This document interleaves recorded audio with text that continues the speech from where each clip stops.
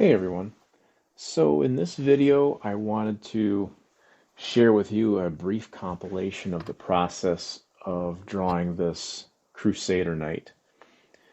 I wanted to kind of get into how the different marks with the pen can be used to describe different materials. So that was very much my intent with this drawing, was to really get into exploring that.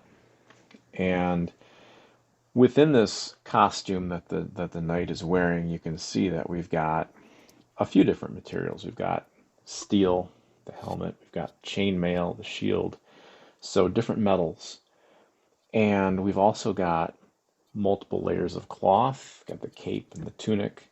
We've got the leather of the boots and the belt, got the sword scabbard, and all of these different materials are created with nothing but different types of lines. And the marks that you make with the pen kind of not only define these different materials, but they weave all together when you look at them.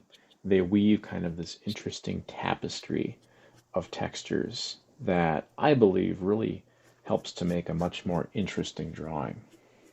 And in addition to the the marks, the different marks and textures that are made, you've also got line direction.